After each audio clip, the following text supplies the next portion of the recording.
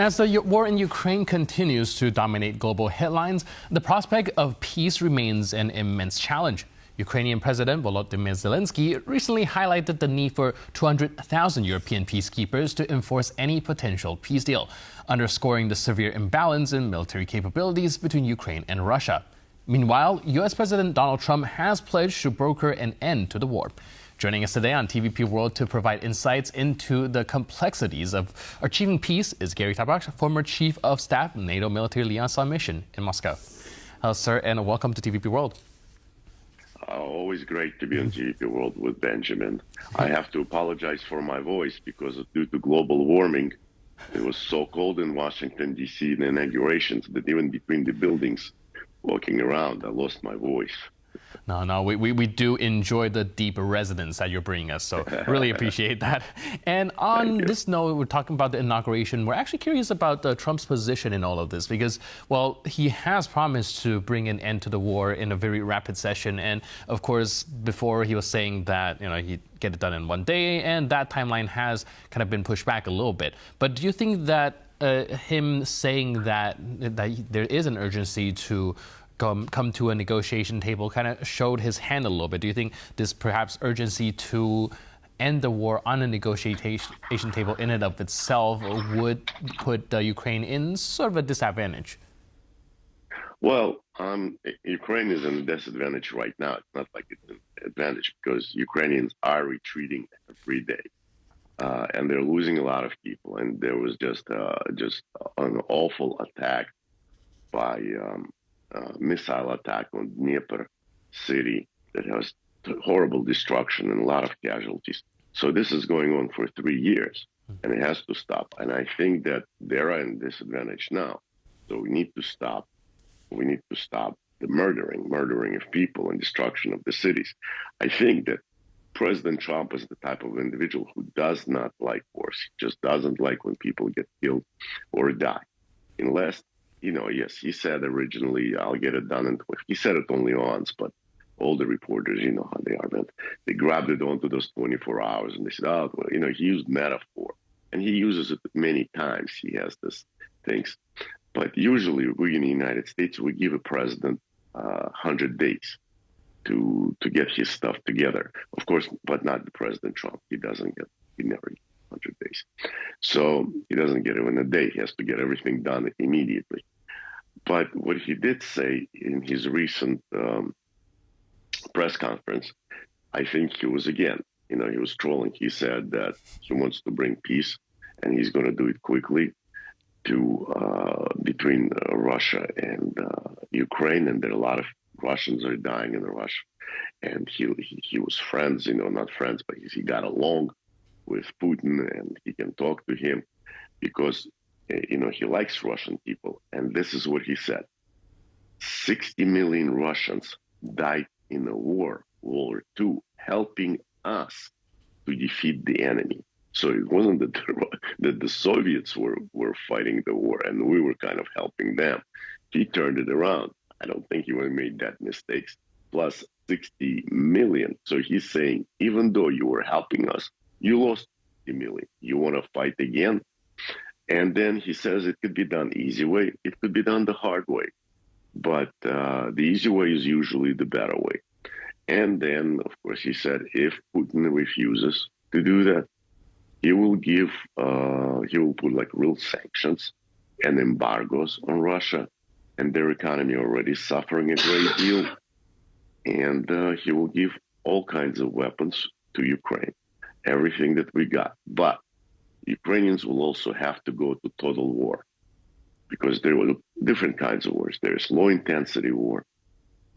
I apologize. And then there is a total war. During World War II, we all went to total war. Everything we did was when, shut down our borders. Every factory, every school, every movie was made just for the war effort. In Ukraine, it's not at that point. So he's saying, then you'll have to draft all your men, all your, people who are capable to fight, go in, and we give them all the weapons in the world, and you go. Plus, he says, I have other things. He doesn't open up all the cards. So right now, Ukraine is in a disadvantage, hopefully. he'll be able to change it. I really hope, and I hope it will happen soon, because as you can see, Ukraine is being, it continues to be destroyed. Yesterday, there was that attack on Dnieper. Right, and it does seem like the Kremlin isn't taking it that seriously so far when it comes to this negotiation talk, at least when it comes to the conditions that they've been listing, or what Zelenskyy said their conditions were. This seems very unacceptable. For example, downsizing the troops from like 800,000 to only 50,000, and a lot of territorial concessions. It basically doesn't look like they're very serious about coming together to actually have this negotiation. Does it mean that perhaps Russia still has any steam to go on? Are they trying to, I don't know, kind of start the bargain with a bit more kind of favorability on their side and to negotiate it down? What do you think their tactic is over there? I don't know, because again, what are they going to negotiate?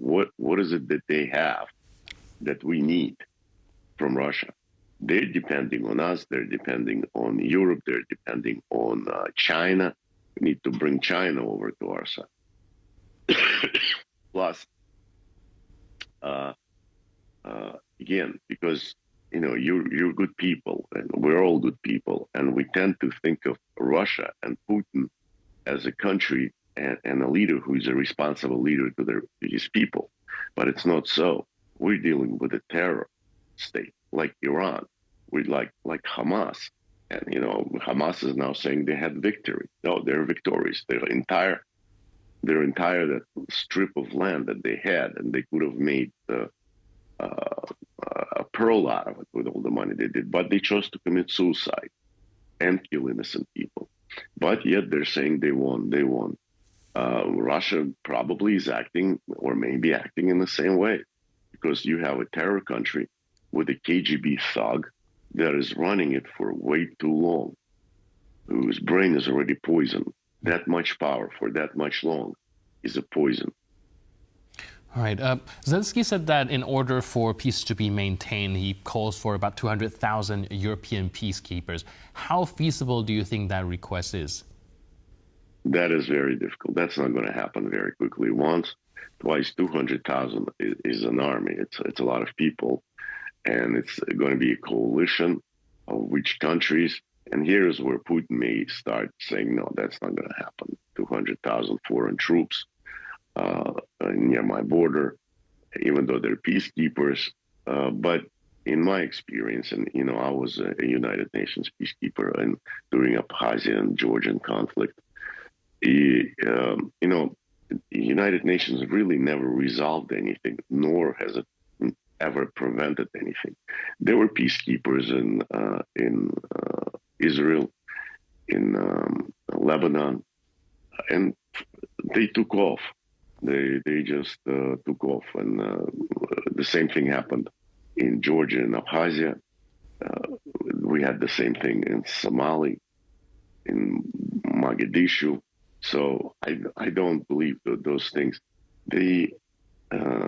They probably work for a little period of time until the countries get their wind back together when the war stops and they just stand on a separation line.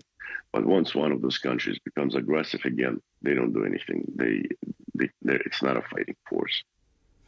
So what do you think NATO could more realistically do when it comes to facilitating and supporting either like a peacekeeping mission or kind of ensure there's more security guarantees for Ukraine? You're talking about NATO? Be it NATO, be it Western allies, because, well, we have to face it. Ukraine won't be able to hold the Russians back by themselves. No, not right now, but maybe hopefully one day they will. Well, one thing for NATO, they have to pay their share. And this is what President Trump is making them do, saying now you're going to pay 5%, not 2%, which even 2% you're not paying. But as you know how President Trump does, they'll settle at 3%, which is also a great increase. So the NATO will be able to stand their ground and to help Ukraine in that sense. And then there should be guarantees. I mean, again, what guarantees have it's a very liquidish statement, especially when it comes to international affairs, because, if my refrigerator breaks, I have a guarantee and they'll bring me a new one, or they'll fix this one. If Putin, we guarantee that no borders will be violated for Ukraine, Putin comes and takes Crimea, what are we supposed to do? Replace it with Alaska or Greenland, maybe? It's very difficult to guarantee those things.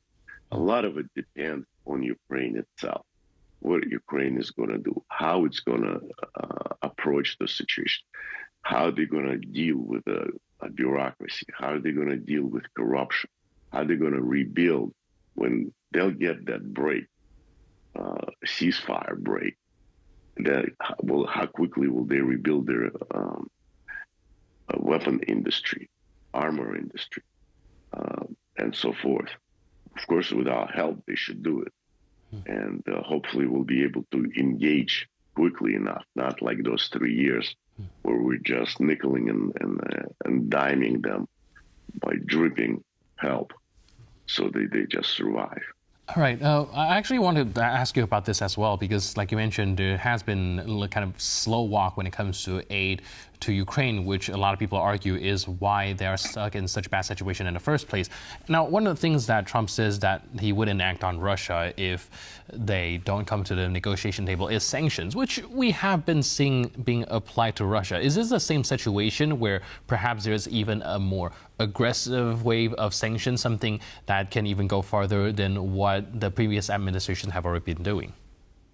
No, because the sanctions that we applied before, Trump applied sanctions in 2017, I believe, over Crimea or Russia, but they were like sanctions, there was industry mostly, few individuals, but under Biden administration, the sanctions, and this is what everybody was saying, they're not working for our benefit or Ukrainian benefit. They're working for Russian benefit because they couldn't import anything, but they could export oil, they could export gas, they could export everything that they made money. So they made a lot of money on it.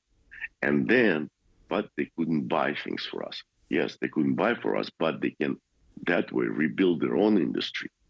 So their economy started to grow. So those sanctions that we placed on them are idiotic. And this is what Trump's saying. This is going to be backwards now. We're not going to sell anything to them, and we're not going to buy anything from them. We're going to isolate them. We're going to embargo them. And those sanctions are going to be rough on Russia. So perhaps this will hopefully get Russia to the negotiation table. Of course, things are still developing, and we'll see how it turns out. But in the meantime, thank you so much for your input and insight. Whatever it's going to be, everybody's going to be unhappy, however it ends. But the killing has to end. Yeah, that's usually the case. Well, thank you so much, Gary. Really appreciate it. Thank you. Yes. Bye-bye. And thank you for watching this edition of World Talks. But for more news, update, and commentary, please stay tuned to TVP World.